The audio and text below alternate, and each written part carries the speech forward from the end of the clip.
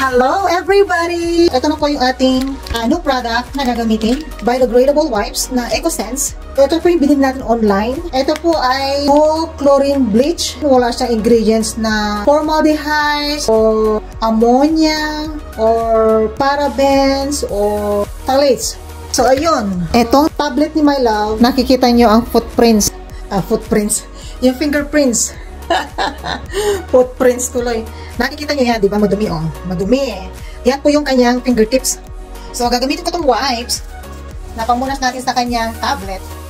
Sa mga may pamilya po na may asthma, ito po ay magandang product para sa inyo. Hindi masakit sa ilong ang amoy. Ayan.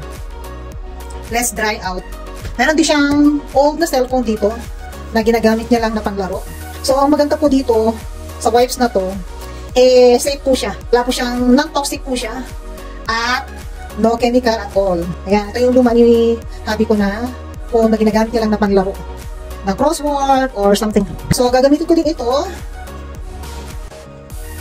sa remote control ng TV para po sulit ang ating paggamit sa ating wipes. Non-toxic po siya at chemical free. At biodegradable. So, pwede mo siyang itapon sa biodegradable na garbage. Meron pa isa dito, remote control. So, kailangan po sulitin natin ang paggamit natin dito sa wipes. So, kailangan po be wise, di ba? So, we have another one here na malinis. So, tanggalin ko lang yung mga kalat dito sa table at gagamitin din natin to sa ating placemat. And of course, sa ating coffee table. O, dito rin po kami nagdi-dinner. So, nakikita nyo, mahilig din po ako sa kandila. Ayan, oh. Ito pa yung tira pa na binili natin sa ating store, sa Costco. Yan na lang po natitira sa 6 na piraso na nabili natin.